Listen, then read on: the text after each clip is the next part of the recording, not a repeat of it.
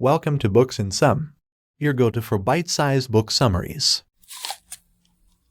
The School of Life by Alain de Botton. Our current emotional patterns stem from childhood experience, and the Rorschach test is a well-known psychological examination that asks us to look at an ink blot and describe the first thing we see. These book bites serve as a few lessons in emotional education, such as where many of our emotional issues originate, why everything we think about love is wrong, and how art can be a great friend. Additionally, Book Bite 7 contains some frank observations about sexual intercourse. The key idea is that our reactions to the present are heavily influenced by the past, especially by our childhoods. Emotional maturity requires us to analyze our past experiences in order to understand our emotional imbalances in adulthood. This is important because the origins of our present emotions are unclear and invisible, and it can feel humiliating to acknowledge how childhood experiences have powerfully influenced our adult behaviors. To understand our own shortcoming, it is important to ask yourself these questions. Did I have a caregiver who consistently sacrificed their time for me? If so, it is helpful to understand in what ways my situation was especially healthy or unhealthy.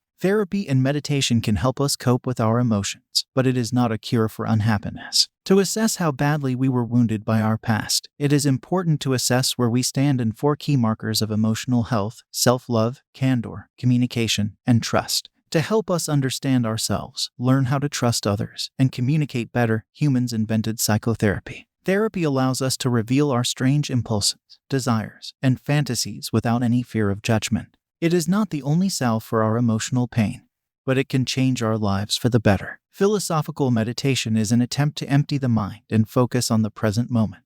It instructs us to untangle and understand our thoughts, which are often muddled and confusing. To do this, we must meditate on 3 big questions: what we are anxious or worried about right now, what we are upset or envious about right now, and what we are ambitious and excited about right now. We must also be kind and generous toward others, as this will help us make sense of our thoughts and give them the space and recognition they deserve. When we read novels about tragic figures like Hamlet, Antigone, or Anna Karenina, we feel a natural sympathy for the lead characters. The weakness of strength theory suggests that we can change our behavior using the weakness of strength, which interprets people's flaws as the inevitable downsides of their great strengths. This theory allows us to tolerate other people's irritating characteristics, but when it comes to their actions, it's necessary to be aware of their motives. Polite people understand that not all of their thoughts or feelings are kind, so they don't feel the need to give voice to all of them. The key idea is to cultivate charm through warmth, politeness, and vulnerability. Even if we follow every rule of etiquette, we still risk coming across as cold or aloof, so the key is to apply what we know about ourselves to every interaction with others. The modern concept of love, which comes from Romanticism, is deeply misguided and has had a devastating impact on our relationships. Romanticism emphasizes emotion over rational thought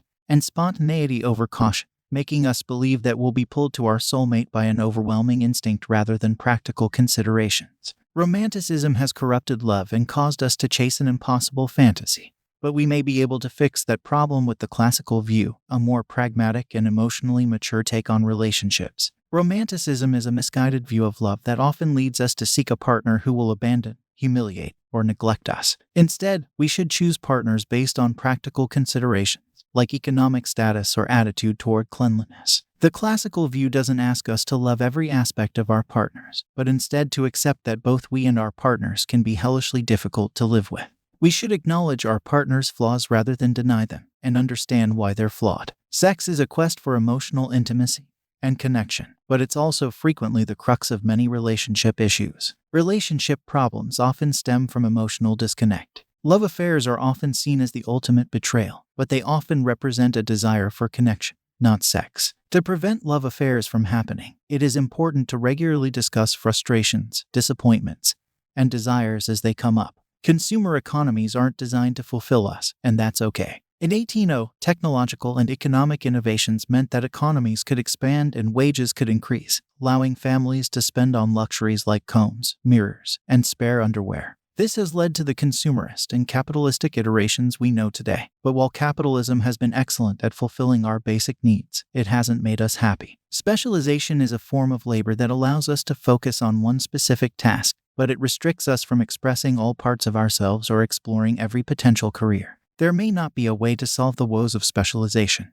But there may be a better way forward for capitalism itself, to radically expand it so that it fulfills not just our basic needs for food, water, shelter, and the like, but also our needs for friendship, belonging, and autonomy. To find solace in art and nature, we can turn to others who are as vulnerable and unreliable as we are. Cultural norms pressure us to be upbeat, but art is a safe haven in which our sorrows can be fully recognized. Art is familiar with what it means to suffer, and can help us see that our feelings aren't our burden alone. Nature too can ease our suffering, reminding us of the inevitable and how little we matter in the grand scheme of things. School fails to teach us about our emotions, and to be emotionally mature and intelligent, we must examine our pasts, adopt an attitude of generosity and understanding, and be more compromising in our relationships and work. Additionally, it is important to appreciate the cheap things in life, such as pineapples, which were once extremely expensive and inspired people to value them. Nowadays, a pineapple costs around £1.50, and it is worthwhile to look for the beauty in even the cheapest things rather than letting prices dictate how much we value them.